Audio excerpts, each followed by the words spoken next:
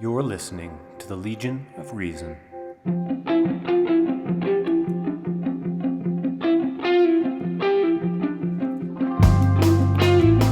Well, this is the 213th episode of the Legion of Reason version. I am your host, Supreme Reverend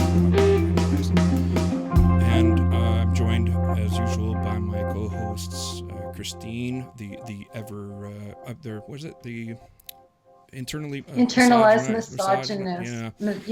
Internally misogynized. Feisty Twyla. And we have with us two guests today, and they are two ex-Muslims, and Iranian-born Armin Navabi is the founder of the Atheist Republic and author of Why There Is No God. Yasmine Mohammed, yes, hello. And Yasmine Mohammed has penned her own memoirs titled From Al-Qaeda to Atheism and writes the blog Confessions of an Ex-Muslim. Both are voices behind the Secular Jihadists podcast, along with Ali Rizvi and Faisal Saeed al-Mutar, who chickened out of being here. He said he was boring. Baloney Faisal. You're not boring. Hopefully we can cover a few topics today, including radicalization. And I want to run a hypothesis past the two of you. I've run it actually past Peter Boghossian. He says that there is probably something to it, but he's not an expert, he says. I think he's being very modest, overly modest.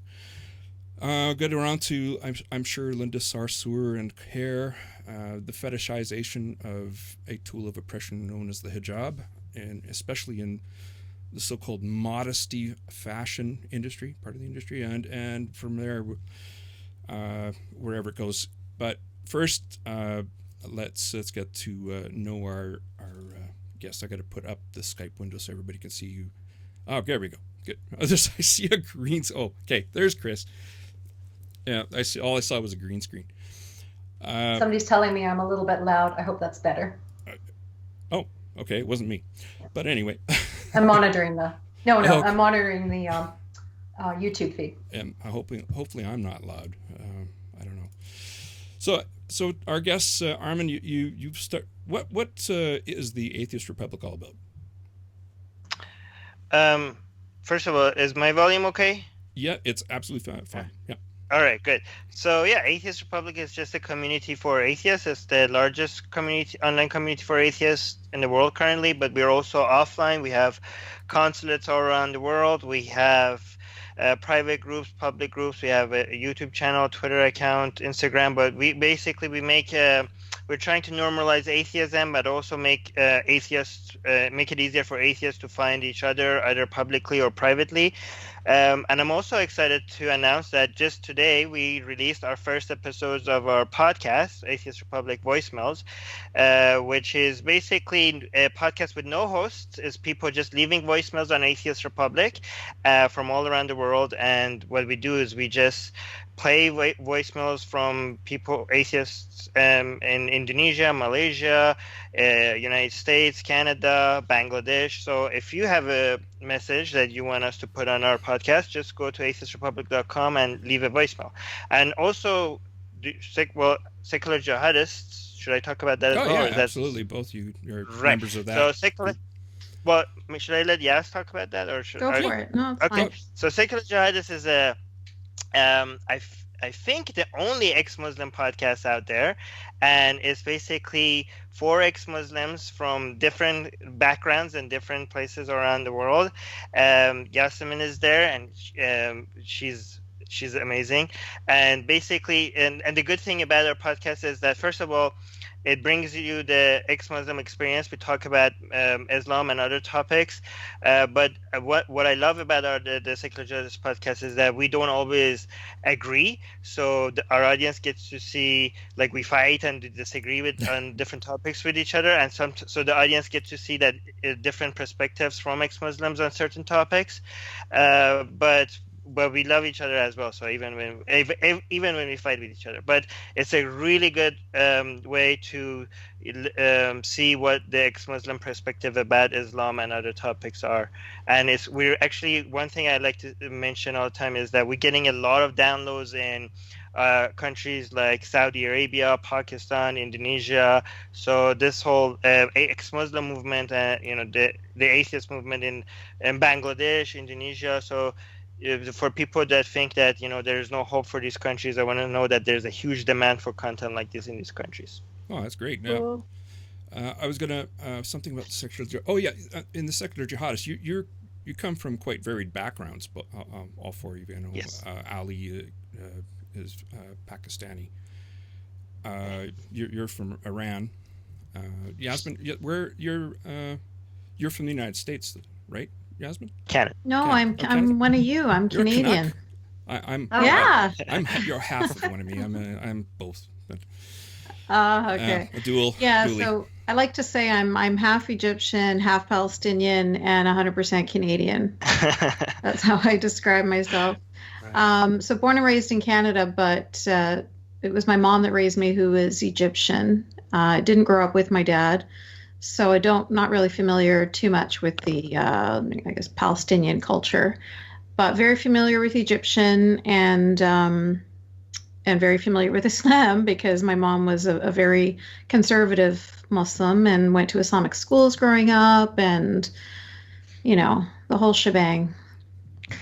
Actually, one thing I want to point out is that interesting between the four of us, three of us were born and raised in Islamic countries, but the one of us that had the most authentic Islamic experience wasn't even born in an Islamic country. So Yasmine had the most authentic experience with what Islam really is about among all four of us, and yet she was born in Canada, and that basically shows that ideas don't recognize borders, right? So. But so me, I was born and raised in a liberal, family. So was Ali, and so was Faisal. But Yasmine, born in Canada, she experienced the true meaning and the true cost of Islam. I think that might have something to do with the fact that I'm the only one that was raised Sunni as well. You guys were all raised Shia. I don't know. I don't know. 90% of Muslims. So I think when you talk about authentic experience, like maybe it's the more majority experience for sure. I'm sure there are Shias that are conservative as well, but my experience was the more mainstream. When we talk about mainstream Muslims or mainstream Islam, it's usually the kind that I practiced. Don't underestimate Shias with their extremism. It's just that we were not raised in a Shia fundamentalist household, but I think it's mostly because you were raised in people that in a family that took it seriously. Not because they were Sunni, because I grew up around kids that their parents took it seriously, and they're Shia. Shias could be pretty extreme. Yeah, you're right. I just actually, Ex-Muslims of North America just released a video with the person they were speaking to. Her name was Hiba, and she was talking about how she grew up with it was constantly always gender segregation. Like when people would come to visit, the men would be in one room and the women would be in another, and she would talked about how she was expected to get married as soon as she finished high school because that's your only purpose, right? And hijab being put on her at a young age, and everything about her experience was very, very similar to mine, even though she was raised Shia. But of course, she was raised in Lebanon with Hezbollah, so it's pretty conservative. Yeah, in Iran, whenever there was a wedding and we had to go, I was like, is this one of those that men and women are separate, or is it together? So I had to know, is it like a religious wedding or a non-religious wedding? So I didn't have option B. It was always religious. Well, Yasmine, you're the book that you wrote about your life. I mean, it's going to be difficult to do this, but could you distill it a little bit in a short Reader's Digest form for our listeners? Sure. So, like I mentioned, when I finished high school, the expectation was that I was to get married now. So, I ended up getting forced into a marriage with a man named Issam Hafiz Marzouk here in Vancouver, actually, in BC. He had come here on, he's an Egyptian, but he came with a fake Saudi Arabian passport from Afghanistan. Huh. Yeah, so, enough neon flags. How did you get fixed up? Sorry, what was that? How did you get fixed up? Did your mom fix you guys up? Yeah. Or? Yeah, it's always families. You don't the girl isn't involved. Her consent is not needed. In Islam, a girl's silence is her consent. So so yeah, I was forced into that marriage. It was a very difficult time. Things are really, really bad with my mom and I. I mean, I go into detail about this in my book, but basically suffice it to say that ended up marrying him and had a baby, had a daughter, and through a very, like a perfect storm, it was the only time that I was away from him and away from my mom. So I was actually alone for the very first time in our marriage. I was contacted by CSIS. So for you Canadians would know who CSIS are, but for your other listeners, CSIS are like the Canadian CIA. And actually how they found me was because we called 911 because my mom was bleeding from her nose and her mouth at the same time. And so I ended up going in the ambulance with her to the hospital. And I guess when they swiped her care card or something, they got flagged that that's where we were. And so they came and they found me in the waiting room. And they told me that I was married to an Al-Qaeda agent, and I had no idea what that meant. This was before 9/11. So they were like asking me all like, do you know who bin Laden is? And I was like, no. Do you know? I didn't know anything, but I knew obviously he was shady. I knew there was something up with him because he was in Afghanistan and even I knew that no Egyptian was going to be in Afghanistan and coming to Canada with a fake Saudi Arabian passport unless there was something up with him. Yeah. But I didn't realize how bad it was until actually now when I read online and learn about his background, because at the time we only had newspapers, right? So I saved like the National Post and different newspapers that they had talked about him, but still the information that was available then was very like little tidbits, whereas now we have a lot more because he ended up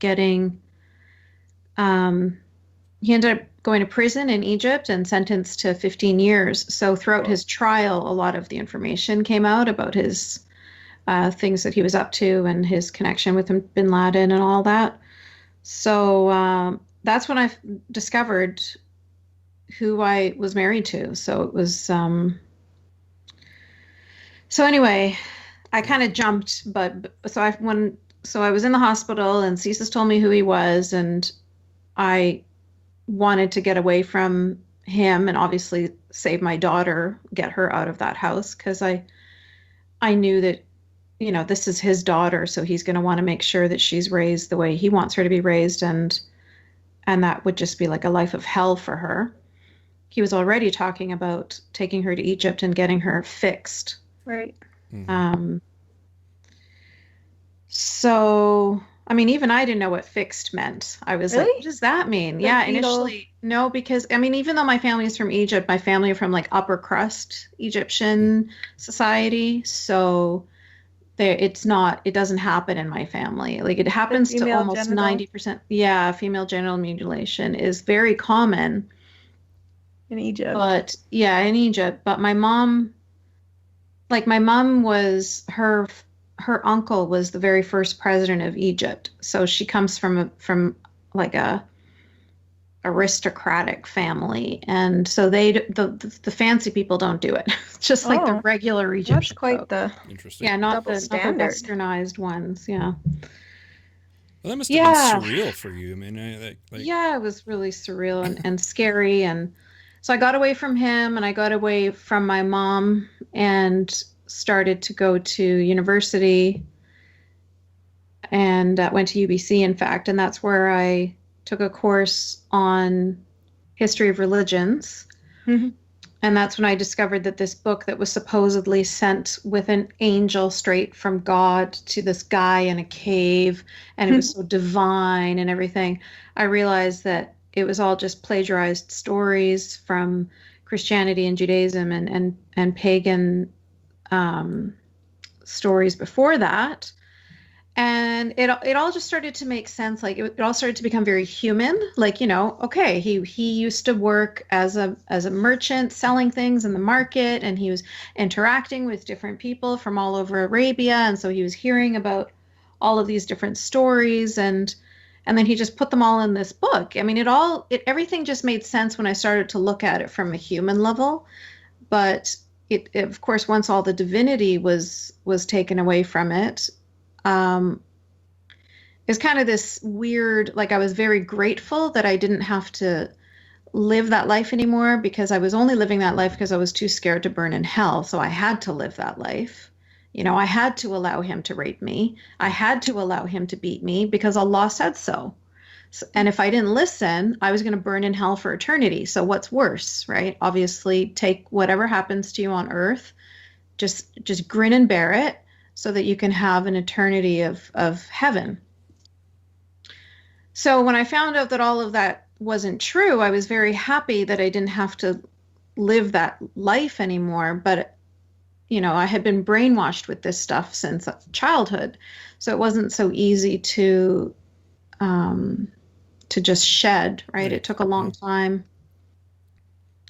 Anyway, so all that stuff was, it all ended when I talked about going away and escaping and taking my daughter and everything. This was a very long time ago. Like, my daughter's 20 now.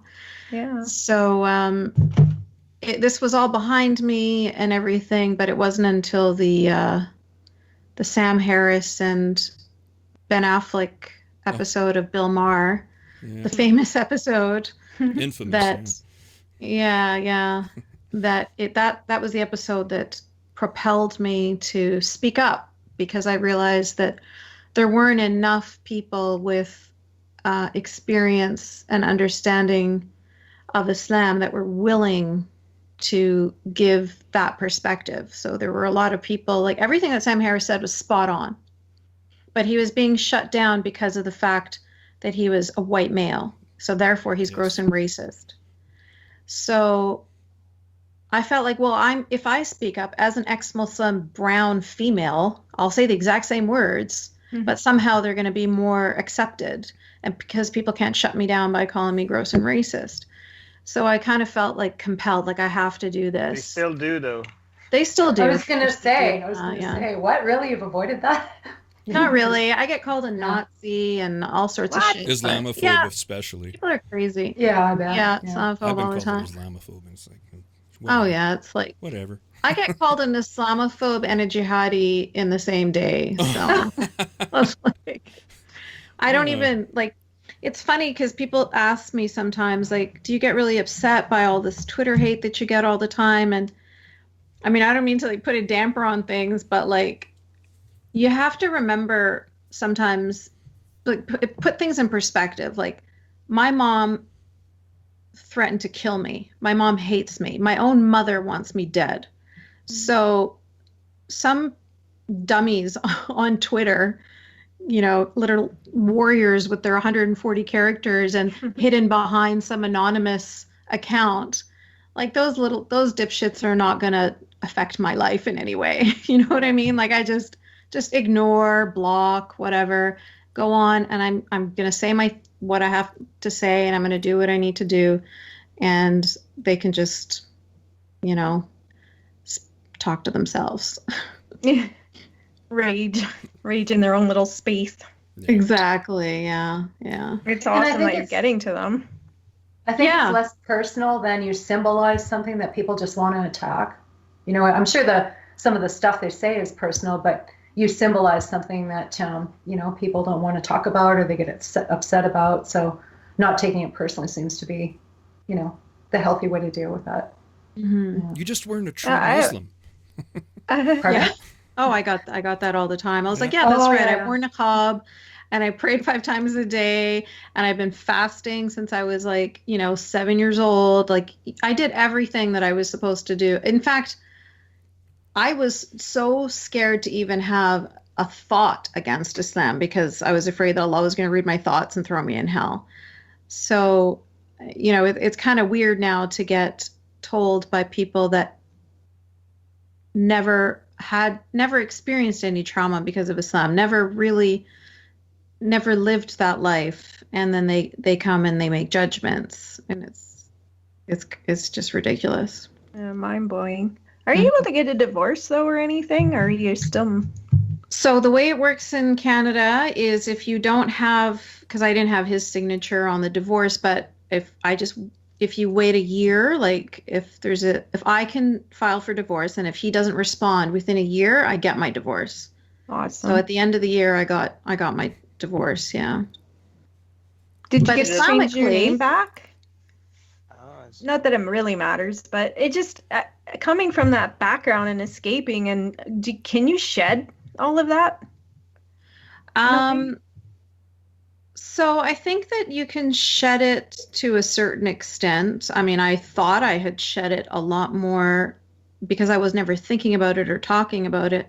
Once I started to write my book, I realized how much was still in there. Yeah. I would imagine that would be highly therapeutic too. I mean, writing that book must have been a big help. I don't know.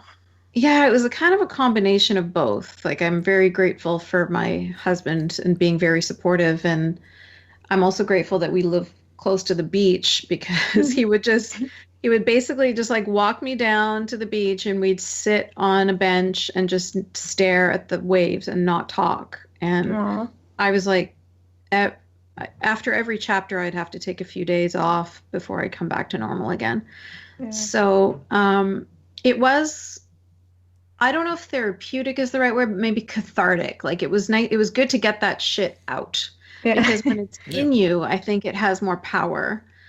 But I should mention that I'm going to be publishing the book with Atheist Republic, so with Armin's publishing company. So I have to go back and do editing now and reread it and stuff. And so hopefully I'll be much stronger the second time around. You should mention in the intro that you had to take a break for after each chapter. Have you already read? Yeah, she did, yeah. Okay, great. So, but that way, because that shows people that you are what they're reading, the sacrifice that you had to take for the amount of labor that went into each chapter, because it's easier for other people to just write a book. It gives the reader a better sense, a higher sense of appreciation for what they're holding in their hand and reading, right? Yeah. I mean, it's kind of a mix of that. I just wanted to. Lalo Dagach is in the chat room, and I love you, Lalo. He's always in the chat room. He's always in the chat when we do our I want you on the podcast, Lalo. I'll get you on the podcast sometime. He's asking. He's asking if Yasmine, whether you're still married to him from a religious point of view, Islamically. Yeah. So Islamically, a female can't divorce the male. He has to be the one to do the divorcing, and he does it by just uttering the magical words, "You are divorced. You are divorced. You are divorced." That's how much power he has. He just has to say it 3 times, and boom, divorced. Wow. Well, what if you just dump Islam? Can you just be divorced then? Well, yeah, because there's no such thing as Allah. Yeah, exactly. So people are like, in the eyes of Allah, you're still married. I'm like, well, fine, but in the eyes of leprechauns, maybe I am too. Like, who cares? I don't care. Why is this relevant? If you dump Islam, you get your divorce, but you also have to be killed. That's right. Oh, I see what you. Yeah. Of course, yeah. So Armin, it's a high praise. Oh man, Armin, how did you get to the place that you're at now in your lack of belief? Before I get to that, I just want to say there's a loophole for women to be able to get divorced in Islam, but that loophole is closed, because there's one loophole. You could have, if the Prophet Muhammad was still alive, the only way that you could divorce your husband is by gifting yourself to Prophet Muhammad, and that way your divorce you basically would be able to get zero sum. It's zero sum. You're still stuck with somebody. I don't know if. I mean, if you're not a child, being the wife of the Prophet could have its benefits, right? Like, it brings a lot of wealth and fame to your family and stuff like that. But anyways, right. So actually, Yeah, to everybody but her. That's the problem. It depends. I mean, after Muhammad died, a lot of these women are happy that they ended up being. I mean, except that. Well, forgetting I don't like. There's a lot of history. Depends on which wife we're talking about. There's good and bad experiences, but yeah. So actually, one thing is very interesting is that I also became skeptical about Islam through history as well, because in Iran they teach evolution in school, so that's not a problem. They just say that's God's way of creating things, and Big Bang and all of that is accepted. So they had no problem with that. What really made me so maybe I should go a little bit back, right, before I became skeptical. So before I became skeptical, I actually became very religious. And the reason why I became very religious is because it didn't make any sense not to be very religious if you believe in God. Like, I could not, when I looked at everybody around me, like, I used to live in a liberal part of the city, right? And all the people I knew, all my classmates, most of the, the religious people in school were the weirdos, were the, the people that nobody hang out with, right? So but I couldn't understand it, because if you ask these people, they all believed in God. If you ask them if they believe in hell and heaven, of course they believed in hell and heaven. If they believed in the Quran was the word of God, of course. But they drank alcohol, they had sex before marriage, they didn't fast during Ramadan, they never seen inside of a mosque unless it was for Ashura or else it was serving food or something. So I was like I would ask them, like, are you not afraid to go to hell? Like, oh, I don't think the creator of the universe cares about things. We're like, well, have you in his book? Like most people I knew read many books, but they never read the Quran. I'm like, how could you believe that this is the word of the creator of the freaking universe?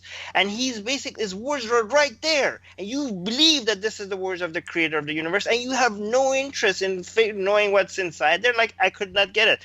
And when I ask people, I remember as a kid, I used to panic about hell, right? I used to think, like, I used to imagine my mom, especially my mom, burning in hell. I used to imagine myself burning in hell. I actually took a match one time and I burned it and I put it in my hand and just to see how much it hurts. And I was like, I was a spoiled little brat. So I never experienced pain like that before, right? So I was like, holy fuck, this really hurts. By the way, can I say that on this podcast? Fuck, okay. No, you can't say that. And then I was like, I just tried to imagine that, okay, that was fucking hell, but imagine that all over my body.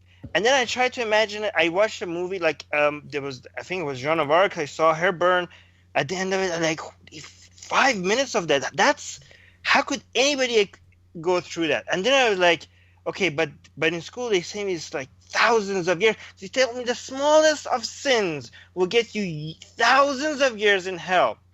Forget eternity. Like, just, you could be a good Muslim, done everything right, not miss a single prayer, fast, charitable, everything, but one time you were rude to this random guy and you never managed to get forgiven. You remember, you tried to find him, you could never find him because you were rude to him, so you could never get forgiveness for him. You're fucked. You're gonna go thousands of years in hell for that. And I like, okay, that's not good. But so I decided there's no way I could tolerate hell. Not even 10 minutes of it. Forget years of it, right? So but the good thing is, I thought the good thing is that I found a loophole. I thought, like, you know what? You know how in Christianity you have the original sin, right? When you're born with sin, right? In Islam, there's no such thing, which makes a little bit more sense, right? Because how could a baby be sinful, right? So in Islam, they like, you can't sin unless you reach the age of reason, right? So in what they told us, I later realized that for other Muslims, this age might be a little bit different. But what they told us is that for boys, that's 15. For girls, that's age 9. And they try to say, like, look, Islam is feminist because it shows that girls wisen up earlier, right? But then later I found that has actually more to do because the age of reason is also the age of marriage. So it's more related to that rather than it's being feminist, right? So that means that there is no, so you have two angels and they're like recording sins, right? But they don't record sins until your 50th birthday for a boy. Like they start, there's sawab and there's gunah, right? So sawab means like brownie points and gunah means sin. So they start recording. But it starts at age 15. So if you missed a prayer, if you've done anything, even if you murdered somebody before age 15, it doesn't count. So I thought, like, you know what? Suicide is a sin in Islam, but not if I do it before age 15, right? Yeah. So I can, if I kill myself before age 15, the only place I'm going to end up in is heaven. There's no way I'm going to go to hell, right? Oh my goodness. I tried to make sure that I got this right? Because I thought I found a loophole, and I went to my religion teacher in school, and like, why wouldn't I just kill myself and make sure I go to heaven? And the only reason he gave me, and I checked with two other people as well, is that because if you die as a child, you go to the lowest part of heaven. Heaven has many different layers, right? And the highest part goes to martyrs, right? And that's where Muhammad is. So right? you end up in the ghetto. Well, yeah. Well, still better than hell. Yeah, I thought, like, you know what? Even a parking lot is okay as long as it ends up in hell, right? I thought, who the fuck cares which part of heaven I go? I just don't want to go to hell, right? So, I mean, why would I gamble such eternity? Like, who knows what kind of a person I'm going to be? Like, actually, if I saw myself today as a kid, then I would have tried it 100 more times because I would like, holy shit, this guy's an atheist, he's going to go to hell. So me back then would have tried to kill me today more if he knew what's going to happen, right? Yeah. So good thing he did. So anyways, so I jumped out of the window in my school. And I broke both my legs, my hand, and I damaged my back. And I was in a wheelchair in my bed for about 7 months. And the only reason why I didn't try it again is because I saw what it did to my parents. Right? I saw my mom collapse on the ground. It was really bad. And I just thought, like, why did I do this to them? So I didn't try it again. Once I reached age 15, I was like, okay, I have to do this. This is a game that I have to win now. And the penalties, and it's really unfair. Like, nobody asked me if I want to play this game, and the penalties for losing is eternal torture. Like, can I just not participate? So, and then when I have to be a good Muslim. I'm like, okay, this is not hard. Just pray. Make sure you don't miss a prayer, and make sure you do fasting. But what I didn't count on was that I was reaching the age where girls were becoming more noticeable than ever, and it's really. And I thought this was going to be easy. And here's the problem.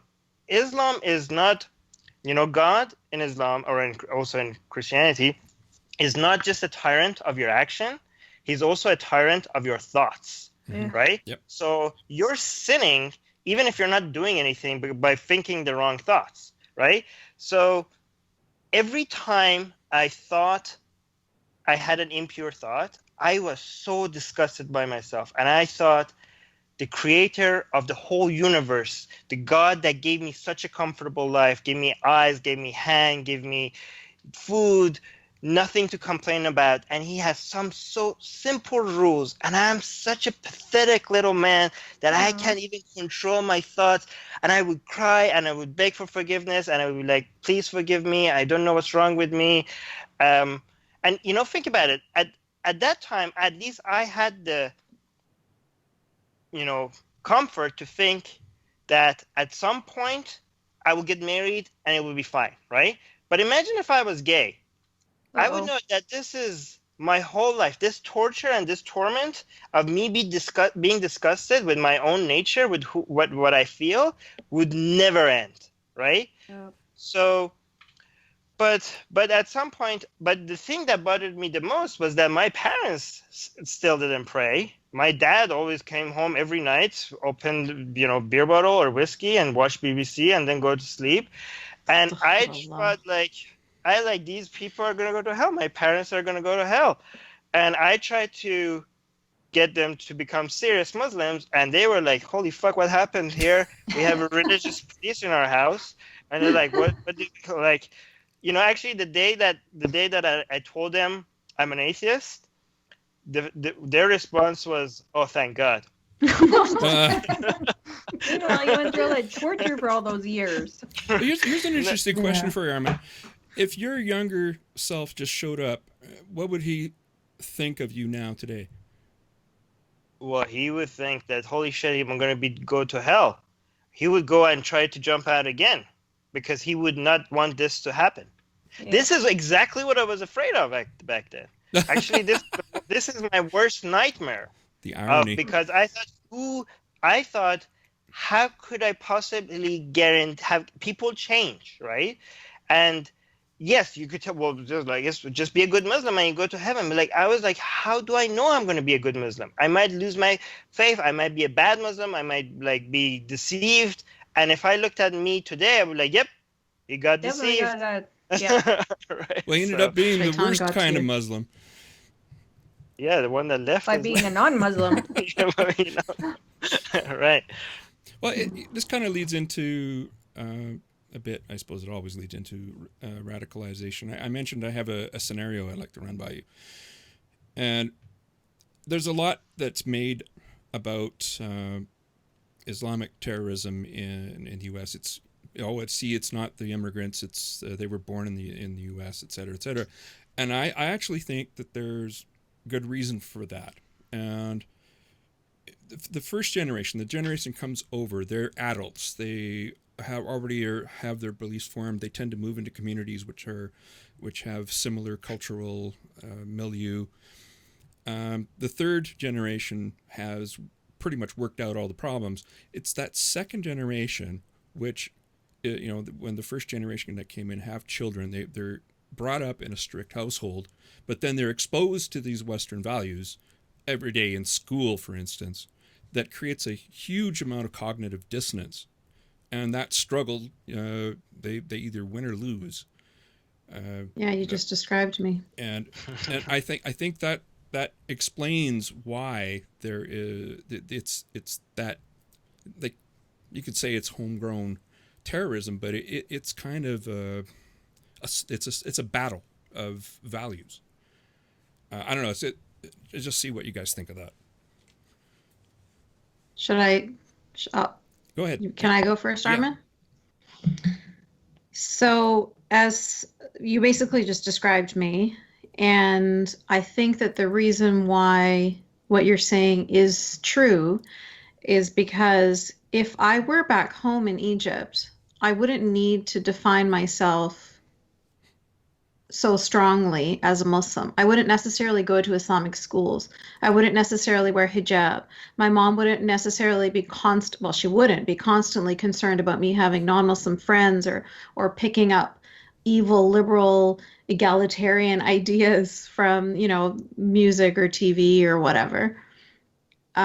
She'd be a lot more relaxed because I'm living in a society that's 90% Muslims, and everything about the society, the education, the media, everything is Islamic. But when you are here in the West, the parents of those first generation kids are the ones that actually feel the cognitive dissonance, no, not the cognitive dissonance, but the uncomfortableness more than the kids do, because they're the ones that were fully formed adults in one culture and are now thrown into a completely different culture. And they have to find familiarity. They have to find comfort. And so in my mom's case, even though she grew up in a totally secular home, in fact, she went to Catholic schools growing up because her parents wanted her to learn French. They didn't care about the fact that she was being taught by nuns. It was irrelevant. But when she came here to Canada and she was looking for comfort and looking for familiarity, she went to the mosque because that's where you go. Mm-hmm. And she was looking for other Arabic speaking people, looking for other Egyptians, looking for people to connect with, because she felt she was a foreigner in a foreign land. She was an immigrant. And that's where she found the man who married her. He was already married with 3 children, but my mom ended up becoming his second concurrent wife, because in Muslim families, usually when we say second wife, it doesn't necessarily mean he divorced the first one. And then that's when everything changed. That's when she became, much more conservative, fundamentalist, radicalized even. So for her, she was the one that was struggling with all that. And then what they do is they grip onto their kids really tightly because they don't want to lose their children into this new, unknown, foreign country. Whereas the kids are fine because we're born and raised into this, so we don't feel like this is foreign and weird and uncomfortable. But we also don't want to upset our parents, and we also, want to, we end up having to juggle the two expectations, or what we want and what's expected of us.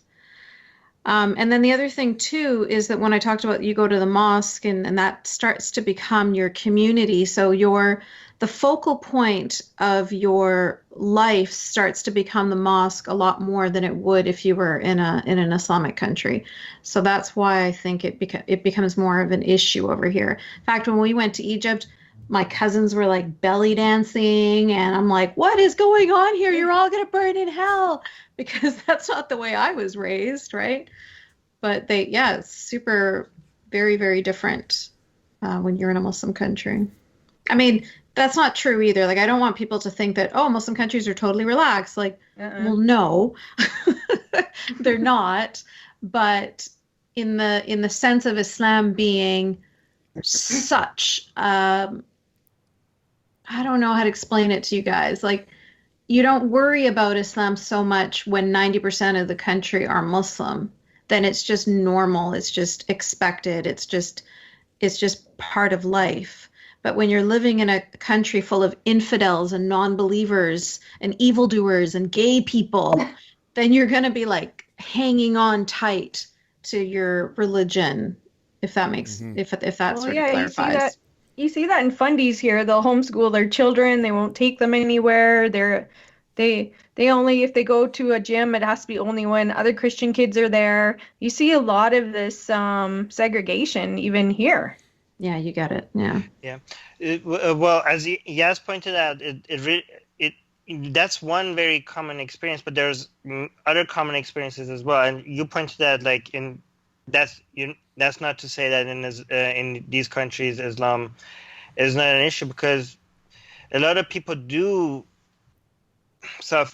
experience the, for example, in Iran, I was arrested once for just being in a car with another girl, right? Mm-hmm. My mom was arrested once because this is early. Right now, they don't get arrested for this anymore. But earlier years after the revolution, she got arrested just because her hijab was red. It was too colorful. Yeah. So I mean, but at the same time, so one very common experience is what Yas mentioned. Another common experience that might be the complete opposite of that is people that were under religious extremism there and come here and they're like, I'm finally free, right? And I think for a lot of them, when they come here and they see like, Islam is, fine and rosy, and hijab is the symbol of, feminism, and they're like, what the fuck, right? So those are the other kind of ex-Muslim. So yeah, some Muslim community come here and they want to, so there's many different trends, right? And the other trend is like people that come here and they want, like, when I first came to Canada, if I heard the azan or the Quran, I would be like, oh no, like I would be like, it would have this guts negative reaction. I still feel that way. Yeah. 15 years later. Now I'm getting over it, and I'm actually reading the Quran. Like when I came to Canada, I was already an atheist, right? And I was like, I did not want anything Islam related in my life ever again, right? When I was still in Iran, I had to pass the the final. I took the final year in high school in at home instead of at school because I wanted to study for the university entrance exam, and I thought school was a waste of time because I needed more time to study. So one thing I did when I went to school, you just had to go to school to pass an exam, and one of the exams we had to pass was the Quran study.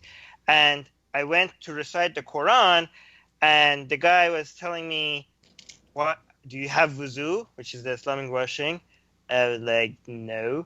And like, then why are you opening the Quran without the wuzu? Do you even know how to do a wuzu? You spoiled little upper class kid.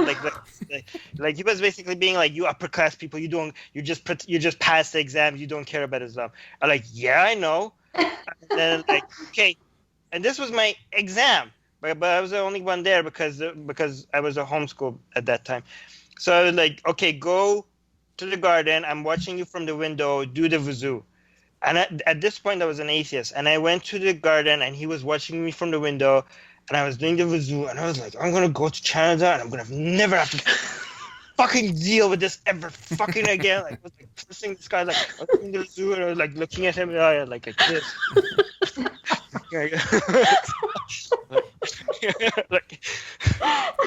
Is it like a cleansing ritual or something like that? Is that what it is? Basically, yeah, faked you have an to orgasm. wash yourself. No, but It's so funny. I've known Armin for years, and he still comes up with stories I haven't heard before that have me dying of laughter. But at that point, if I saw myself today, I would like reading the Quran again. What the hell's wrong with you? You don't. But at the same time, I feel like it's kind of. A lot of people are still in Iran and suffering from this shit. Like, I still see news that this guy in Iran fucking liked a post, and now he's on death row in jail for fucking liking a post. And I'm like, because I'm 13 years away from all that shit, I'm like, oh, the Quran is cool now. It's like ancient mythology, and I'm reading it, I'm having fun. But like, okay, yes, you can enjoy it, but please, Armin, don't forget that people are suffering from this. Like, okay, read it, and but don't act like this is not this is not harming people, right? So I don't want to. I do want to be able to read it objectively as an ancient literature, but I don't want to forget that this is something that I hated with so much passion. But the only thing that I suffered from it was once I got jailed, and not jailed, held up for half a day, and a couple so another thing is, in Iran you have to always listen to the fucking Quran before you go to class, and that's the best way to make kids hate the Quran. And also a couple of other bad experiences, but people are in jail because of this. People are on death row because of this. People are away from the people that they love because of this. People right? are in forced marriages because of this. Having babies with people they hate and having to live with them till the day they die because of this. Another thing that people like Yas could understand better, and I didn't understand even when I lived in Iran, is, for example, this, right? When my parents and my mom and many other women that I grew up around with fucking hated the hijab, and they always complained about having to put it on. And as a teenager, I was like, what the fuck are they complaining for? It's just I was like, okay, in summer when you're complaining, I get it. But in winter, why are you complaining about it in winter? And I didn't get it, right? And now I see, imagine if somebody came to you and said, put this dog collar on, right? And no. And it's just like a necklace. What's the problem? You don't understand what this represents, right? When you get to tell people, okay, men don't have to do this, but you have to do this, and you have no choice. It's not anybody could if I put it on, I would be like, oh, it's not a big deal. But the fact that I have to put it on because of who I am, that is, I understand that a little bit more how degrading that could feel, right? But at that time, even living there, I couldn't understand why women around me were complaining about it so much. privilege. Yeah. Nothing. Toxic masculinity. Like you were saying earlier. Right. Go on. No, go on. Sorry. Like you were saying earlier, Randy, about this fetishization of modesty culture and the hijab. It just makes me sick. Yeah. You know, when I think about the women that are forced to, endure that shit. It's. How did this get to be a thing? How did this happen? See. Well, let's talk about Linda. Okay, that kind of leads into it. Yeah. I know. Sorry. I think the reason why it happened, to answer your question, Randy, I think it's because people don't understand that it is a religious symbol. People don't understand that it is a religious tool of oppression. People think that it's cultural garment. They think isn't it cultural appropriation then? Yeah, it is cultural. That's the other thing. But it's okay. Exactly. All those women in the Women's March that were putting it on, they were all culturally appropriating Islam. But I think it's because they really do think that Muslims are a people. They think that Muslims are, they don't understand that Muslims come from hundreds of different countries, and they have hundreds of different cultures and hundreds of different languages and hundreds of different traditional clothing and food and music and art. And Islam is just something that is on top of all that stuff. It is not their culture, it's their religion. So when we talk about Catholics, for example, we can understand that there are Catholics from the Philippines and Catholic people from Mexico and Catholic people from Italy, and they're all Catholic, but Catholicism isn't their culture. If the Pope is wearing a fucking Pope hat, that doesn't mean it's cultural clothing. That's religious clothing, right? And these people, whether you're from the Philippines or Italy or Mexico, you have different food, you have different language, you have a completely different culture. But they think of Muslims as if they are one group of people, and they're not. They're hundreds of different groups of people that all follow the same religion. So when they look at this piece of cloth on the women's heads, they think of it as if it is like Lederhosen for a German person or something like that. They think it's like a traditional. Oops. Lost all the Skype. As that they're actually honoring religious clothing. Yeah. I think we missed some of what you said. Did everybody else freeze too? Yeah, there was a skip there. Yeah. Okay. Yeah, where did I stop? Where did I? It's tough to get back into a rant, isn't it? Was it? I was totally ranting, wasn't I? Like, no, that's. Bring up hijab, I love a good rant. Unhinged. Yes, but even if I know it's not a culture, it's a religious thing. But even if it is a culture, there are shitty cultures too. Culture is not always inherently a good thing. Oh, right? For sure. But I mean, like in the 70s, people used to wear kaftans, which were like kaftan, right? And so it's like, oh, look at this cool, it's Orientalism. Look at this beautiful, authentic clothing from the people of the Orient, and great, that's fine. Let's all wear kimonos and celebrate Japanese culture or whatever. Fine, do that. Right. But when you cross the line and say let's celebrate Chinese culture by binding our children's feet, that's when things get fucked up, right? Like there's a difference between like unharmful cultural aspects and harmful cultural aspects and harmful religious aspects. And what they're doing is they're just being tolerant and accepting of everything, and they're not stopping to think like, okay, well, we should tolerate and accept other cultures for sure, of course, but if we find that those cultures are doing things like sacrificing their virgins to a volcano, well, then maybe that's not a part of the culture that we should respect. Do you know what I mean? Or the female where the stop sign is. Or the female genital mutilation. Female genital mutilation is a perfect example. I'd like to see them trying to celebrate that. Yeah, it's amazing that it hasn't been gotten into the public eye in terms of fashion, right? Female genital mutilation. Why not? A lot of kind of it has, but in a different way, right? Oh, that's true. A lot of people, yeah. A lot of people ask us, how could you how could you say that defend people's right to wear the hijab and at the same time say it's a disgusting thing?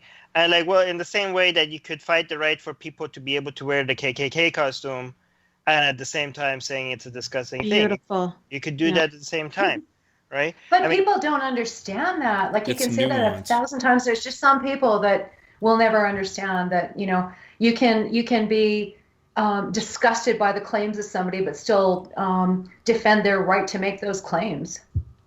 Right. That takes maturity. That only grown-ups can do that. Yeah, it's nuance. That's the thing, and people don't understand nuance anymore. It's a binary thinking world. Dumb. Yeah, and you know, we as activists, we're in the business of changing minds, right? And it's not if we want to reach out to Muslim women and change their minds, you know, telling them, you know, you have no right to wear the hijab is not a very effective strategy, right? Reza Shah tried to do that, and there was no conversions out of Islam for what actually, you know what? The Islamic mullahs in Iran are more responsible for people leaving Islam than Reza Shah going out and removing people's hijab off of their head. Same thing with ISIS. Faisal always says ISIS are the main reason why people are leaving their religion. Exactly. You know, actually during the secular time in Iran, when before the revolution, even though most people, even among many people that were not religious, there was this respect for religion, right? So many people did not wear the hijab, did not fast, did not pray, but they had this, like, you know, oh, religious people, these are, you know, holy people we should respect, or we shouldn't make, you know, we should respect the imams and stuff like that, or they would still go to the shrines and kiss the shrines and stuff, something that Sunnis think is shirk. But now, so that was then, but now people in Iran after the revolution, and this is during the time where the Shah, the Reza Shah, even before Muhammad Reza, he hated Islam, right? And he was like looking at the West, like, I want my country to be like that, right? And it didn't work. People still had respect for Islam. But when after the revolution, people in Iran now, many of them, especially the younger generation, they hate Islam with such a passion that, and it actually sometimes goes very extreme. Like, they put the alt-right to shame sometimes here, and people don't relate. But the thing is, at least their hate is justified sometimes, right? Because they are suffering from it, right? And they, you know, and sometimes it goes on full-on extremism, like in full-on race. It becomes racist in Iran. Like, a lot of hate for Islam in Iran is actually turns into hate for Arabs. But you know, at the same time, if you have to listen to, you know, a lot of people in the West will get confused by this because they see, like, no, Iranians are Muslims and we shouldn't be hating on Islam. Islam is peaceful. And then they like these Iranians and they fucking are talking about Arabs, and talking about Islam with such passionate hate. And they're like, okay, I don't know how to deal with this. So the only solution they have to these people from the left, they look at this like, what the hell is going on? So the way they had to solve this dilemma in their mind is with just saying, okay, you're influenced by the West. You've been brainwashed, you know, by Western media and stuff. And by the Jews. Well, actually, that's what Muslims say. That's not what the liberals say, that you've been brainwashed by Western media and stuff like that. Mm-hmm. And you know, actually, when I was in Iran, most of the atheists I eventually met, they had no idea that United States would be, and this is before 9/11 stuff, right? We didn't know, you know, we thought United States was anti-Iran, you know, this is political stuff. We didn't see them as anti-Islam specifically, and if we ever heard it was anti-Islam, we said this is just government bullshit, right? We never assumed the West would be anti-Islamic religion specifically. This was us. This has nothing to do with the West. This was like, I became an atheist mostly because of history and seeing that the religion was man-made. But most of the Iranian atheists I eventually made, they just read the Quran, or they were pissed off that they were like, I didn't know all the bullshit in the Quran, even though we learned it in school. That bullshit was cherry. They never told, like, people told me, they showed me verses like, look, it says that you can have sex with women that you capture in war. I was like, no, that's not in the Quran. Like, it's the verse, look it up. And like, there's no way. And I picked it up, like, holy fuck, it's right there. Like, had nobody told me about this. This book was here all my life. You know, like, every family has a Quran in Iran, right? But you know what they do with it? They put it in the Nowruz decoration, New Year decoration. They kiss it before travel. They put it around your head. They put it when you have a wedding. They put it in front of you. The one thing they don't do with it is read it, right? Yep. And even in school, we studied Islam for 14 years, but it wasn't, we never read the Quran cover to cover. It was just verses that they picked to tell us and the explanations that they decided to give us. But these verses was always next to us and we never knew about it. And then can I just say that just to add to that, I actually, here in Canada, I used to wake up in the morning for Fajr prayer, which you have to pray before sunup, and then it's only a couple of hours before it's time to go to school, so you can't fall back asleep again. So every single morning I used to have to spend it reading the Quran.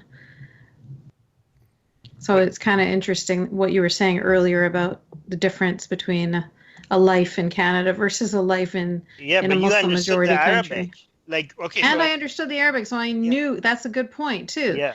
Because very few Muslims actually understand what they're reading. They just say it as if they're like some monk chant or like some, Italian opera. Like they think it sounds beautiful. I'm like, that's because you don't know what the fuck you're saying.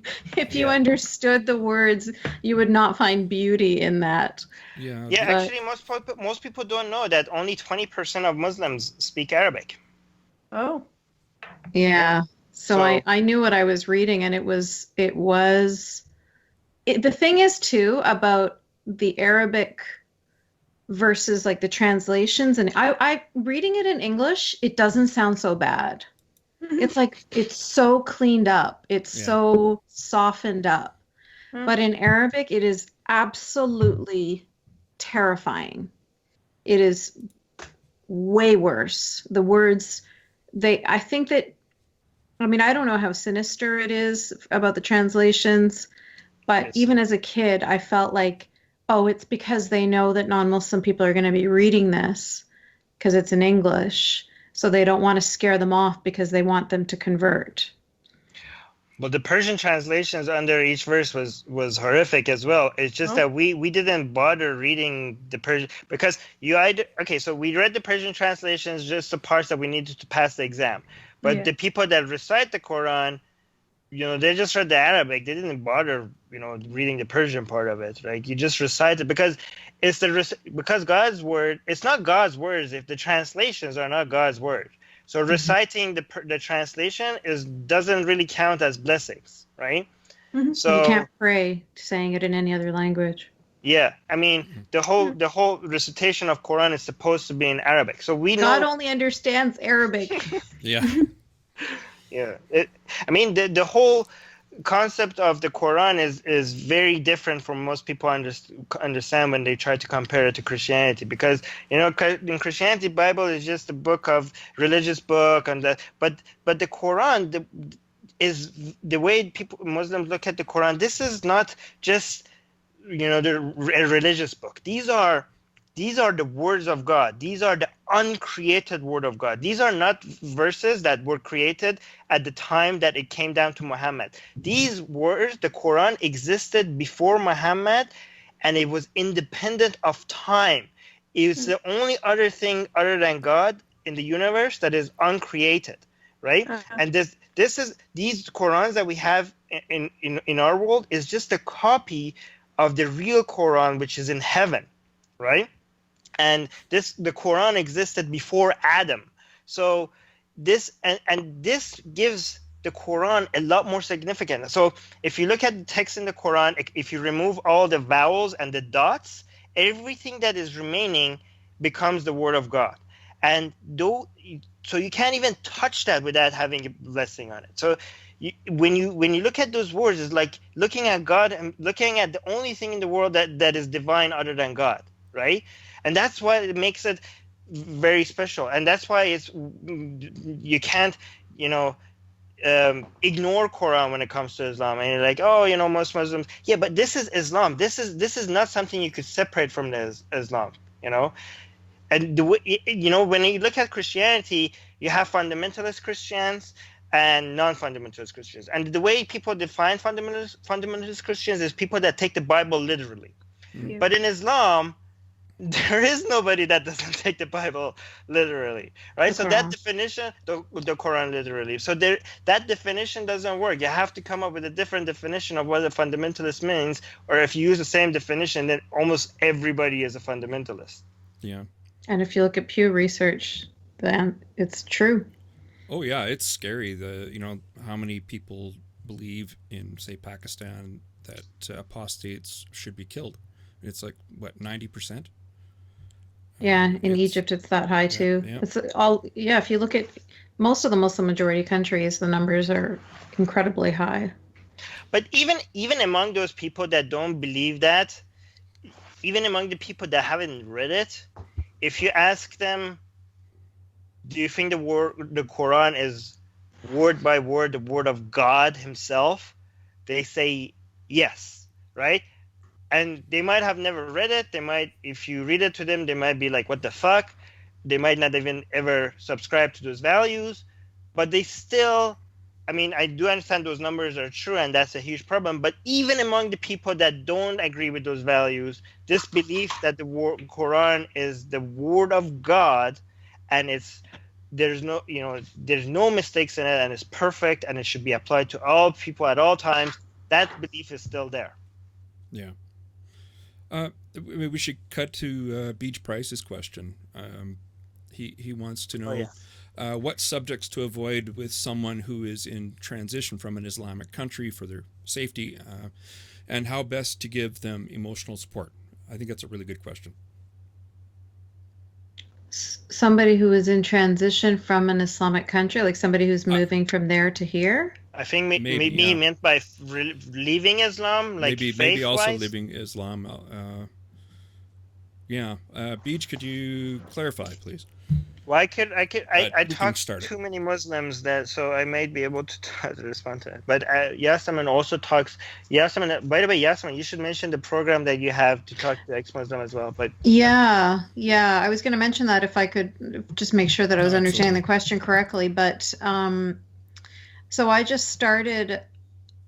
I've been contacted by a lot of people in the Muslim world who are trying to find the strength to, they're usually ex-Muslims, right? And they're trying to find the strength to get away from their families. But it's obviously a very difficult thing to do, as anybody who's left their faith knows. And for Muslims, it's even that much more difficult. Chances are you're going to lose all your friends and family and community, and you could even be threatened with, honor killings or state-sanctioned death in quite a few countries. I think it's 9 countries, all Muslim majority, of course. So these people are in those countries and they're trying to find support. And so what I have done is I partnered up with a ex-Muslim named Jimmy. He's in the UK, and he's going to be able to offer them, coaching and just mental health support, counseling, in order to allow them to feel stronger and give them tools to be able to forge their own destinies and start a new life. I can't help everybody individually, because a lot of people, I get people calling me or contacting me from Somalia or Saudi Arabia or Pakistan or Egypt or Iraq. And I'm like, each one of these countries are going to have completely different processes, and there's got to be loopholes, I'm sure, or people that could help them, I'm sure, but I don't have all that information. And so at least if I could help these people get strong enough to be able to help themselves, then that's my goal. Well, I want to say, specifically sorry, let me just add, sorry, Armin, I didn't even say the name of the campaign. So it's called Free Hearts, Free Minds, and we have a GoFundMe, which is the pinned tweet on my Twitter account, and we also have a Patreon account. And so the money that you give, 100%, every single penny that you give, other than what GoFundMe takes from me, goes to supporting ex-Muslims in the Muslim world, supporting their mental health. So I am going to use that money to pay for counselors. Now, Jimmy is one person, and I have a lot of people contacting me.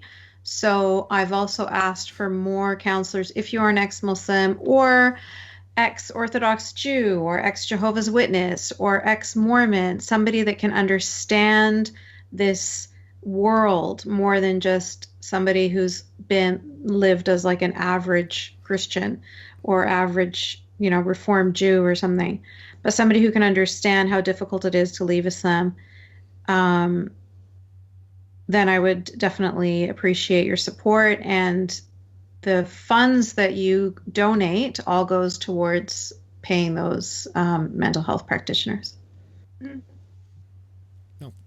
Awesome. Sounds awesome, yes. Yeah. Did you want to take another stab at Bij's question there? He's clarified a bit. Yeah, I think he was very happy with what Yas said. He's going to look into that. But I also he also specifically asked what subjects to avoid. I really don't if you have a question, people get offended no matter what you say, somebody's going to be offended by it. I don't really think you should, just be a nice person, and as long as you're a nice person, if somebody tries to if somebody's trying to be offended, they will find a way to be offended. But yeah. Oh yeah. But when it comes, one thing I personally do, and the thing is that everybody has their own method, and what works for you might not work for other people. Like, for example, the way I debate people is different from the way Yas debates people. Is different from the way Faisal talks to people. Different from the way Ali talks to people, and they all work for us, right? And everybody should be able to find their own way. And you only find that by talking to more people. As long as you're talking and listening, make sure you're also listening. You're doing a good job. If you are talking to people, try to see if you could have a YouTube channel or something to get it recorded. So instead of just two people talking, you get an audience, so more people could benefit from your discussion. Ask your permission if you could get it recorded. One thing I do is always give the other person, if you're talking to especially people that are considering leaving Islam or not sure, give them credit for even thinking about it. If they make a good point, mention that they're making a good point. Don't be like, don't just point out how stupid they're being, how stupid their religion is, because that's, in my experience, that usually doesn't work, right? The fact that they're even talking to you, mention that that's pretty open-minded of them, that they're talking to people that don't believe in Islam. The fact that, they're skeptical, and also remind them that, if Islam is the true religion, they shouldn't be worried about questioning it, because if it's logical, they will come to the logical conclusion that Islam is the true religion. So there's no harm in examining that. Because I think that the street epistemology tactic of how do you know, and you just keep relating back to epistemology. How do they know that what they believe is true?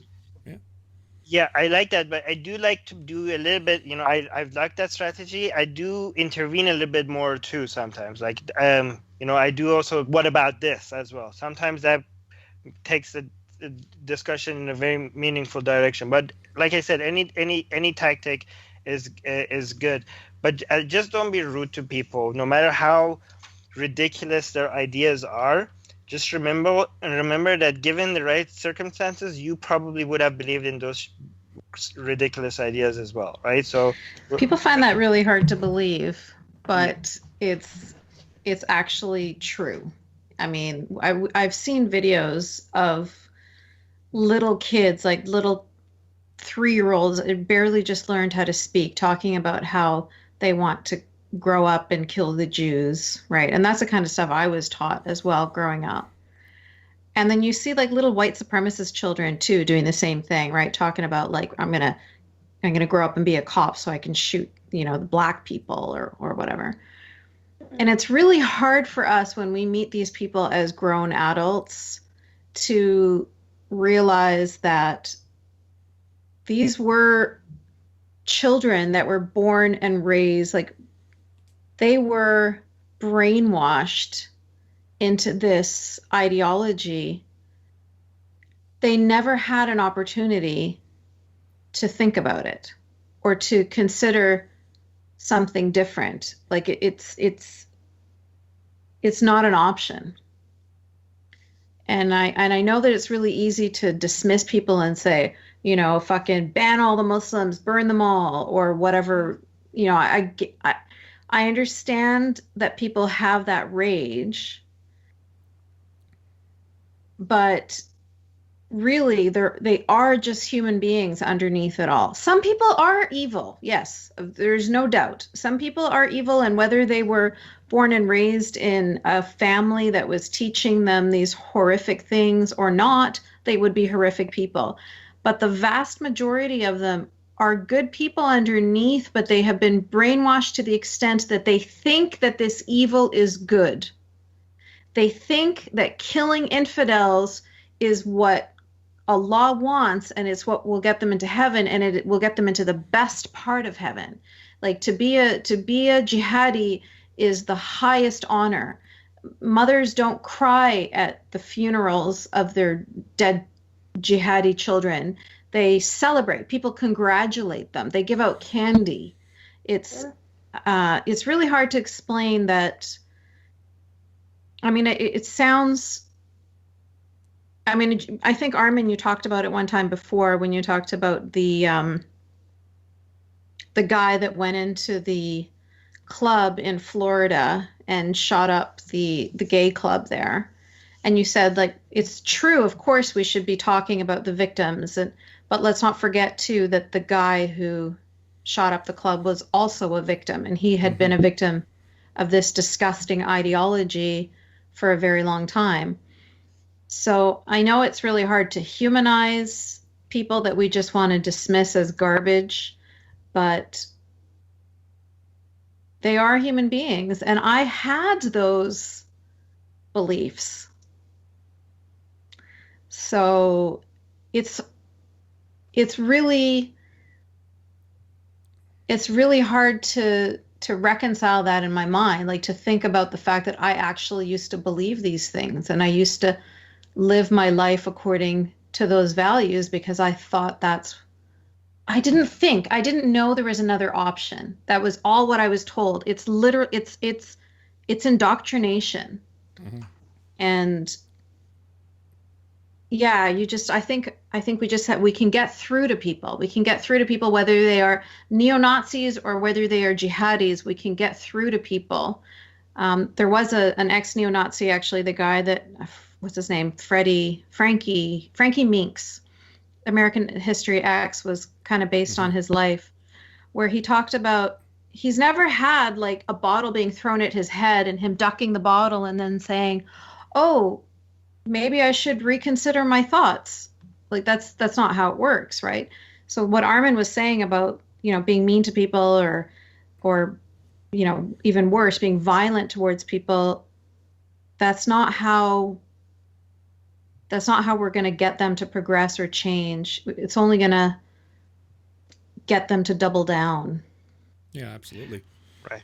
And actually, yeah, you have to understand that Yas is somebody that has suffered from Islam more than most people. So for her to be able to do this and humanize people, even after what she gone through, like, most people, other people don't have an excuse. Like, it takes a lot more for somebody that has been such a big, when I was like thinking about humanizing Muslims, I was like, well, I mean, you haven't really suffered as somebody from Islam as some, compared to somebody like Yas. But if Yas can do it, then nobody can. No one else has an excuse for that. You know what Actually, I mean? it's interesting you say that, because what made me change was speaking to Holocaust survivors. And if they had the generosity of spirit and if they're human beings just like me, and they're able to not be full of hate and rage, and they're able to grow past it, then what kind of excuse did I have, right? Like I had nothing in comparison to their experience. So That's amazing. And one thing else I want to point out is that, terrorism in the West brings Islam as a topic a lot here in the West. But I just want to point out that if there was no terrorism in the West, it's so sad to think that we wouldn't be talking about Islam, because it seems like people people suffer from Islam even without terrorism, right? I mean, the thing that we are afraid that one day might happen, people are warning that, oh, Europe is going to be this and that. Well, Iraq, Syria, Iran, Saudi Arabia, Bangladesh, there are people there that are already under Islam, right? And we should care about these people, right? So we shouldn't we shouldn't care about Islam only when it's a threat to us. Islam is already a threat to our fellow human beings. And guess what? Most of them are Muslim. Most of the victims of Islam are Muslim. And these are our fellow human beings. And they are paying a big cost, even in a much more subtle ways that will never make it to the news. Like when Yas said, people that are in forced marriages, girls that are, lesbians and gay people that are disgusted by who they are, right?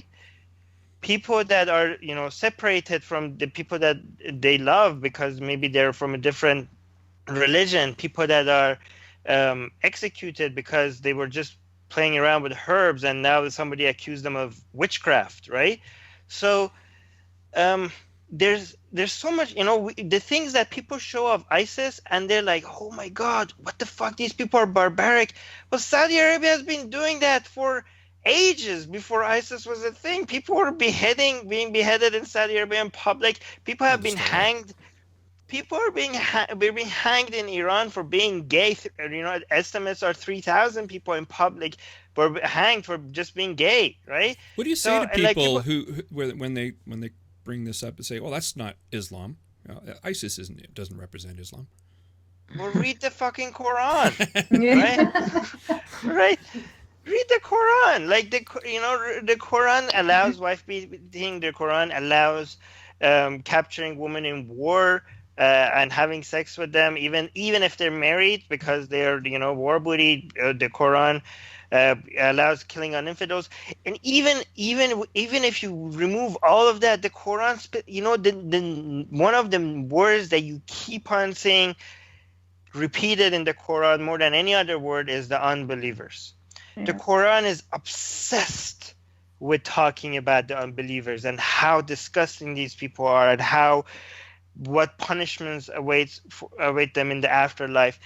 If any book today was published like this about any minority, that book would have been illegal. And if you take the Quran and replace the word unbeliever in it with any other, with Muslims, right? Just replace the words. Actually, Ali pointed this.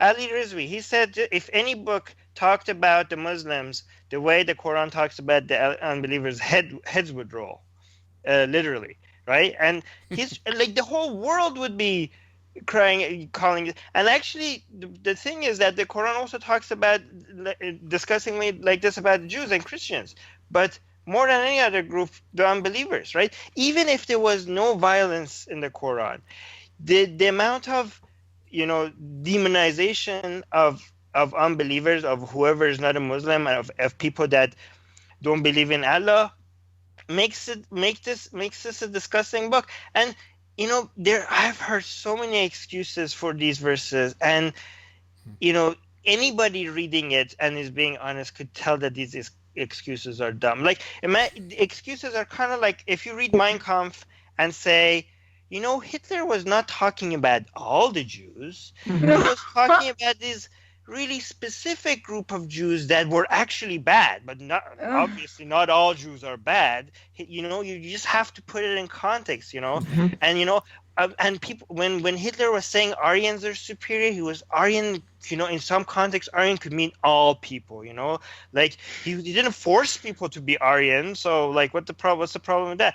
Like, it's just the excuses are so dumb, and that's why sometimes I don't know. It's just some well-meaning, good people that Here's the way I excuse it. I see Muslims, good people that are progressive, and come up with these arguments, and I'm like, what the fuck are you saying? But at the same time, I can forgive it because I know you're doing this because you're a good person, and you can't, in good conscience, follow a book that is so horrible. So the only way, and you can't be a non-Muslim. You're too married to this. So this book has to mean something else. But they go through these gymnastic arguments that will never sell. But I understand what they're trying to do. But it's just that their morality is so much above this book and this book has to be holy. So they're desperate for this book to mean something else, and that's what they're trying to do. Well, that sounds like what Reza Aslan is trying to do. No, I'm talking about good people. No,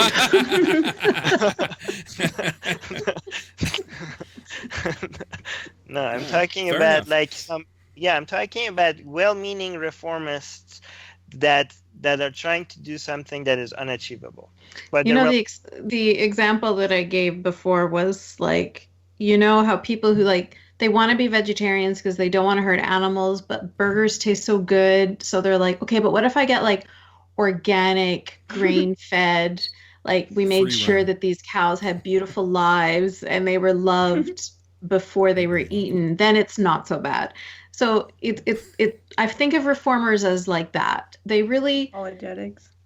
Yeah. Like they really want the burger. They want Islam.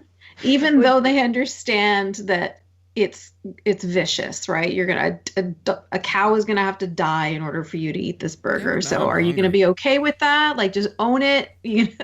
I mean, this is a bad example because I eat burgers. In fact, I just had steak last night. But you know what I mean? Like, it's just like they really want to be good people, but they also want to kill the cow.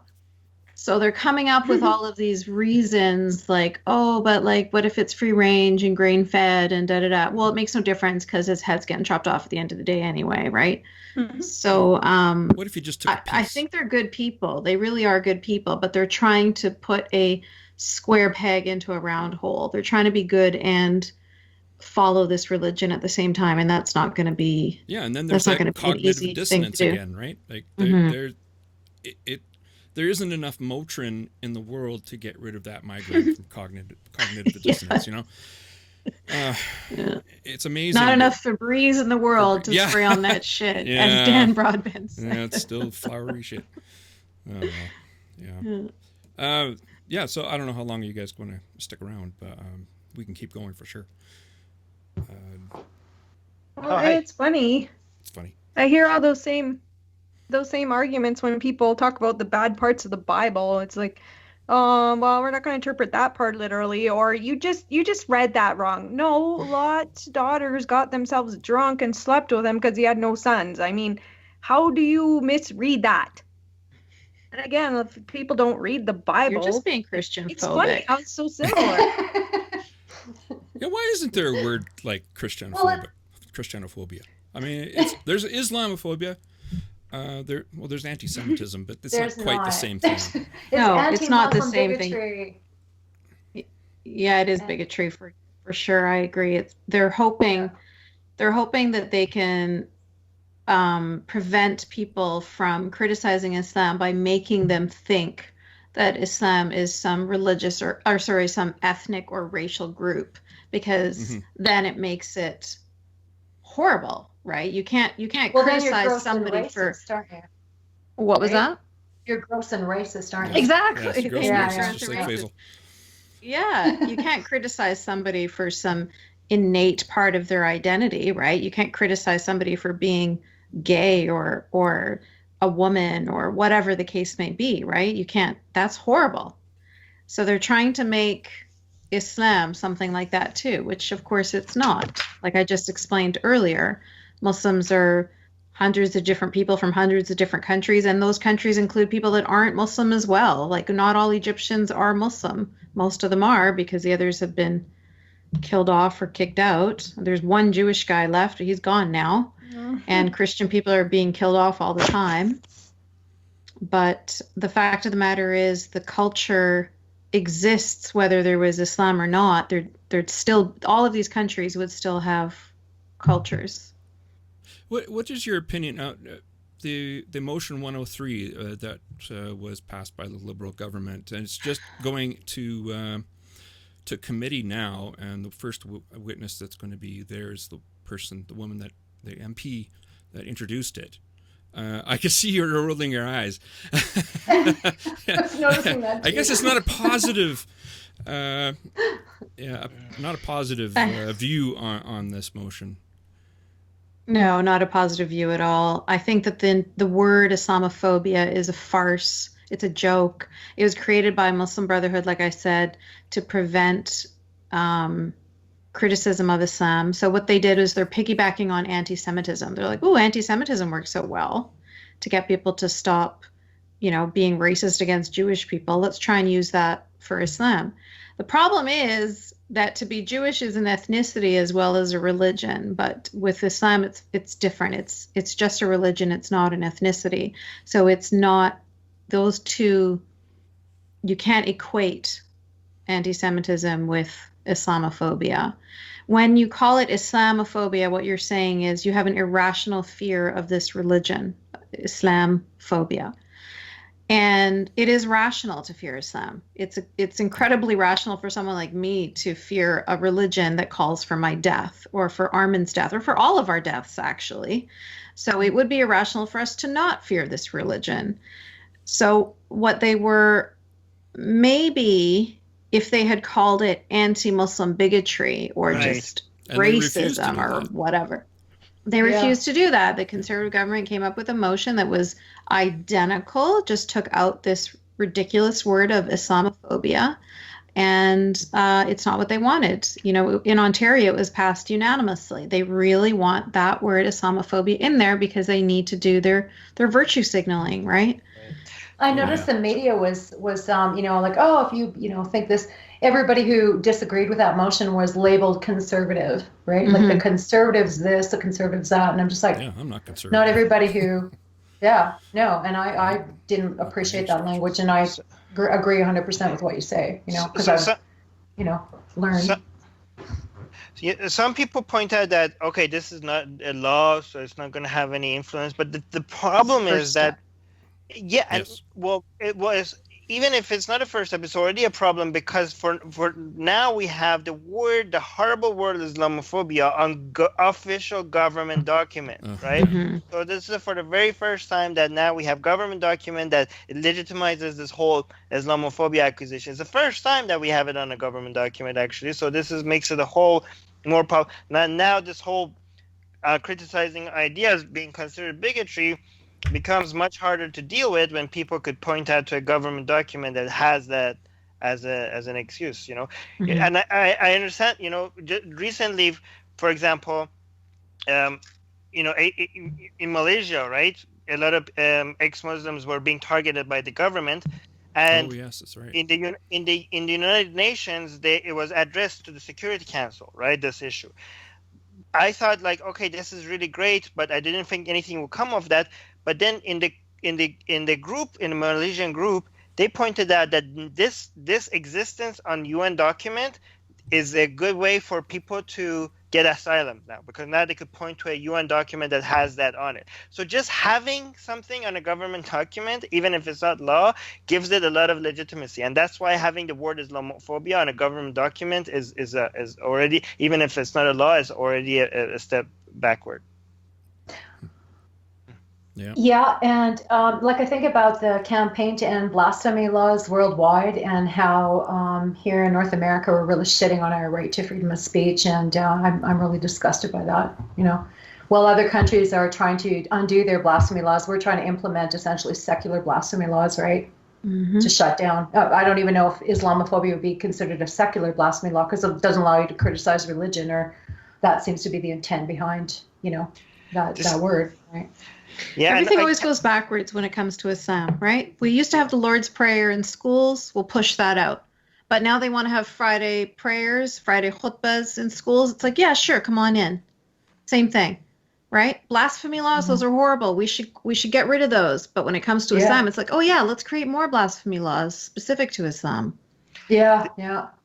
This is the only thing about the U.S. that is better than Canada, which is they have the freedom of speech, the First Amendment thing. Like, there's no way you could remove that. That's going to be there forever. Well, they're trying to undo it down there, aren't they? I mean, look at the latest, They're trying to. The younger generation seems to be totally on board with restricting freedom of speech. But it's in that's a bigger mountain to climb, because it's in the Constitution. I just think I hope so. Yeah. I just think that it's, that's one thing I'm just, because in Canada it's actually, hate speech is already a crime, like even before this whole thing, right? Exactly. So, but there is no such thing as hate speech as a crime in the United States. So, and even here we have a pretty narrow, it has to incite to violence and that kind of thing, right? Like just name calling. The Keekster case, when the teacher in Alberta who was distributing Holocaust denial literature and teaching it in his classrooms.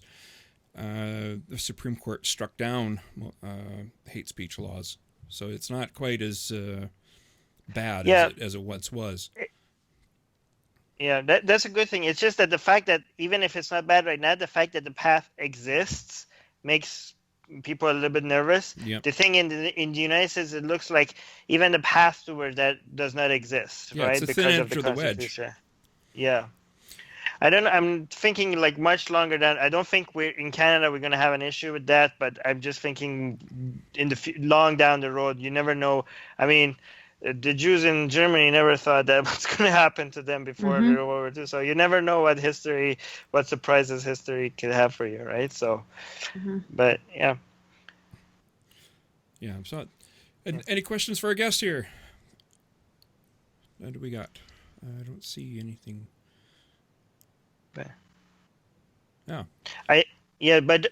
just to point out, at the same time that we're doing this, I think Mohammed Saeed was on the Atheist Experience. So the YouTube of that is coming out soon, so go watch that. One thing I'm happy about is people like in the Atheist Experience, they're inviting ex-Muslims. Seth Andrews invited Yasmine and I and Ali and Faisal. And also Saeed and Mohammed Saeed, and you guys invited us, so thank you for that. The good thing is that people are not shying away. The atheist movement. At one point, I thought the atheist movement is too shy to touch on Islam. Well, if you listen to Dan Errol, yeah. No. But more and more, forget them. Or C.J. Werleman. Yeah, but more and more I'm seeing that actually, no, that this is actually gives me. I'm really proud of the atheist movement in general, right, in the West. Even, they were like, well, we don't have experience with Islam. Well, let's bring on people that do.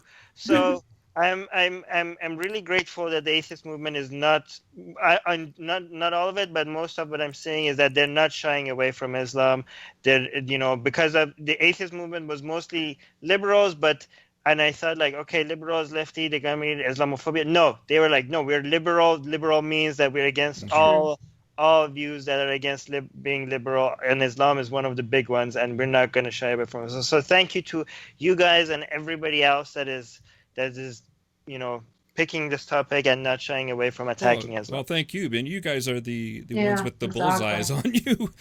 Yeah. We're kind of secondary down the road. Someday we're going to be the ones on the chopping block, but that takes a lot of bravery. I'm past president of I'm past president of Atheist Alliance International, so I get some of that correspondence too, and I've heard some really horrific stories, and so I still stay in touch with some people that I'm concerned about their fate and that kind of thing, right? So I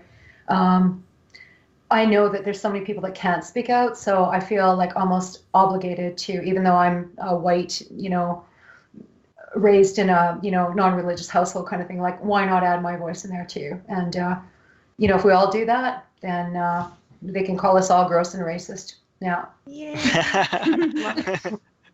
And put us on the SPCL, yes. What is it? Extremist lists and all that, right? Mm-hmm. Yeah. But there's strength in numbers. The more of us that speak up, the safer we all are, right? Exactly. Yeah. Yes. And the more we spread the message faster and faster. A lot of people, I think, agree with us in their minds, but they're too scared to speak up. But if everybody who actually was a rational human being found the bravery to speak up, even if it's just to your family and friends and, some coworkers, maybe not all, because quite often people are afraid for their jobs. Mm-hmm. But you know what I mean? Just like speak up a little bit, start asking questions, start poking holes into people's reasoning. If everybody did that, then, I could just go back to my quiet life. I wouldn't have to be doing this, No. Yeah. I went, Islam should now be a big issue because I don't want to stop hanging out with Yas. No, we will still hang out. And I would love to not put my life and my family's life in peril. It would be awesome. Well, thank you both for being on. And thank you. Thank you for having us. Yeah. It's been fantastic. We'll have you on again for sure. So thank you. Hopefully it won't be because of some very, very bad event down the road. Yeah. Let's hope not. Yeah. Oh, thanks very much. Thank you. All right. Good night, everyone. Good night. Good night. I'm going to kill that feed.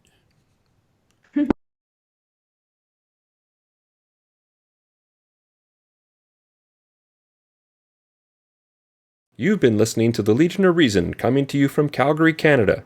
If you enjoyed listening to this podcast, please consider reviewing us on iTunes. Music was provided by Dean Morrison and Graham Hill and used with permission.